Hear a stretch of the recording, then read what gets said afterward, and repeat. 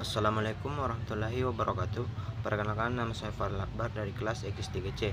Di sini saya akan membuat video tentang penjelasan beberapa materi etika bisnis dalam Islam. Materi yang pertama yaitu etika bisnis dan tanggung jawab sosial. Perusahaan bertanggung jawab atas dua bidang, yaitu bidang internal dan bidang eksternal. Tanggung jawab perusahaan terhadap bidang internal, yang pertama itu tanggung jawab perusahaan terhadap karyawan. Perusahaan harus memberikan rasa aman, mendapatkan perlakuan yang layak dari karyawan lain, mendapatkan kesempatan yang sama, jaminan asuransi ketenaga kerjaan, ketersediaan K3 dalam perusahaan, dan mendapatkan tunjangan sesuai dengan ketentuan.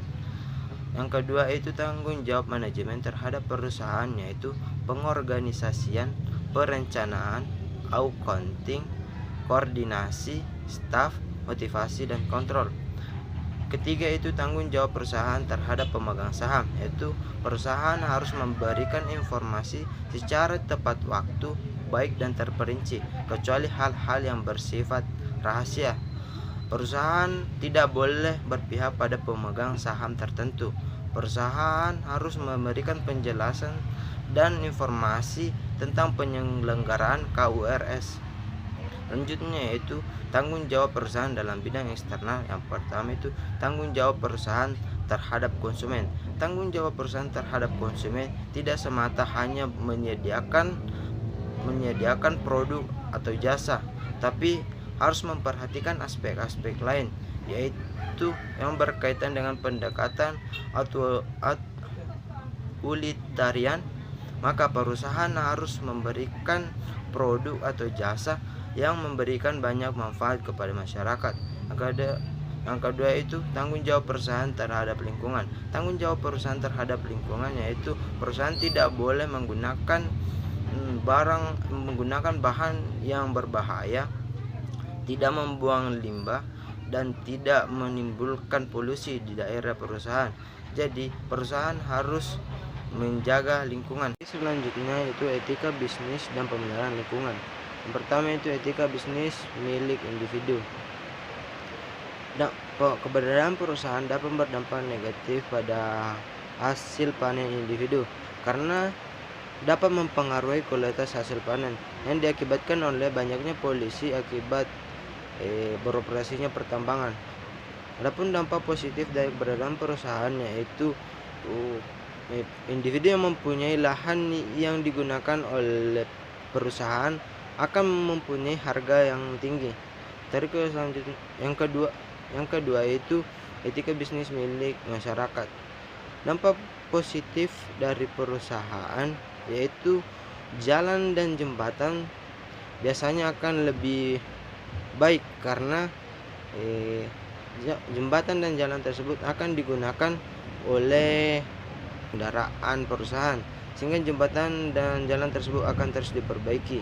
Dampak negatifnya itu dengan banyaknya mobil atau kendaraan dari perusahaan tersebut akan mengakibatkan banyak polusi udara yang dapat mengganggu masyarakat. Yang ketiga itu etika bisnis milik negara. Dengan adanya pertambangan, maka banyak pohon yang akan ditebang sehingga dapat mengakibatkan bencana alam. Adapun dampak positif perusahaan terhadap negara yaitu dengan adanya perusahaan, pemerintah negara dapat memperoleh pajak dari situ. Materi selanjutnya yaitu implementasi etika bisnis dalam masyarakat. Pertama itu peran negara. Pemerintah dapat berperan sebagai pihak yang membuka pintu atau jalan untuk memasukkan sistem ekonomi Islam dalam lapisan masyarakat dengan sempurna dan tanpa hambatan. Dengan wewenang dan kedudukan pemerintah dapat ikut serta dalam memastikan bahwa kegiatan ekonomi dapat berjalan dengan lancar tanpa ada pihak yang ingin menguasai pasar sehingga dapat menghancurkan bisnis kecil. Yang kedua itu institusi Hizbah. Institusi Hizbah adalah institusi atau lembaga yang secara khusus dibentuk oleh pemerintah. Tujuan umum hisbah yaitu amar ma'ruf nahi mungkar, dan tugas khususnya yaitu mengawasi kegiatan ekonomi dalam pasar, menjaga mekanisme pasar agar tetap normal, tidak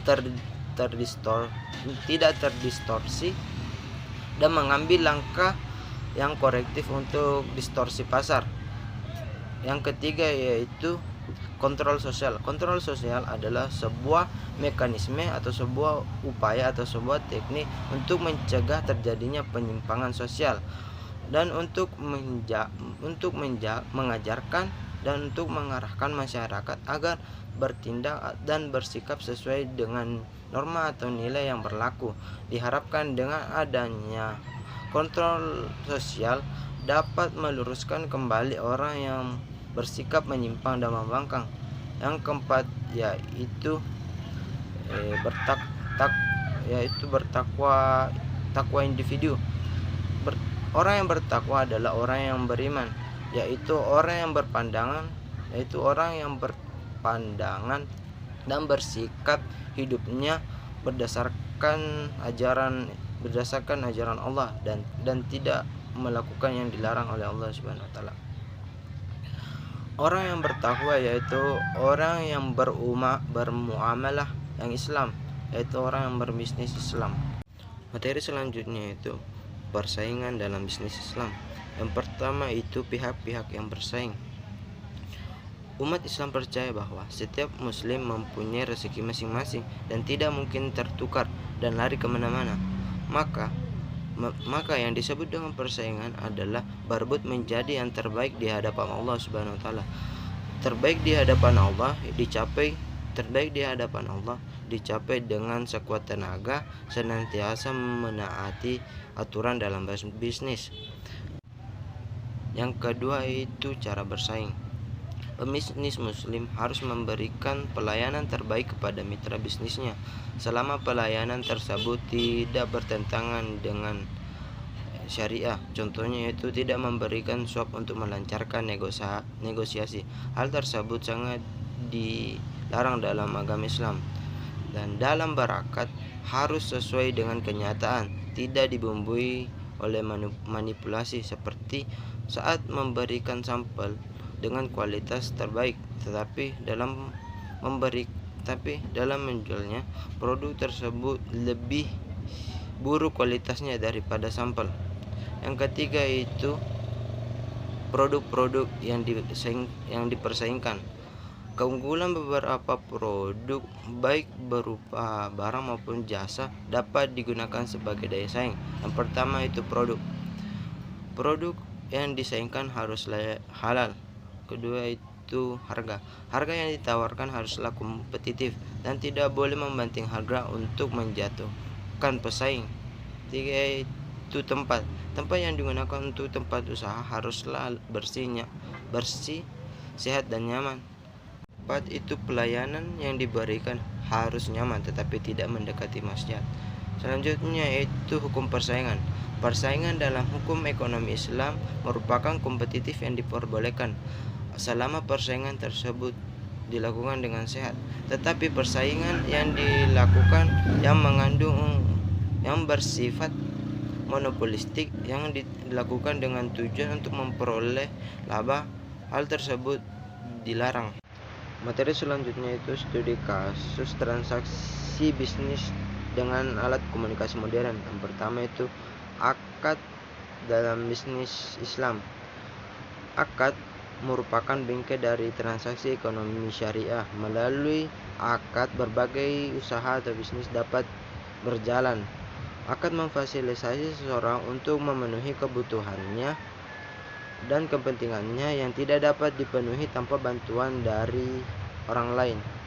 Yang kedua yaitu akad dengan alat transaksi lisan. Dengan kemajuan teknologi ini dapat membantu dan memudahkan seseorang dalam memenuhi kebutuhannya dan keinginannya, karena seseorang cukup dengan menggunakan alat komunikasi seseorang dapat memperoleh barang yang diinginkan dan yang dibutuhkannya cukup dengan menggunakan alat komunikasi tersebut tanpa harus datang ke tempat barang tersebut dijual. Cukup sekian penjelasan saya mengenai materi etika bisnis dalam Islam. Saya akhiri. Assalamualaikum warahmatullahi wabarakatuh.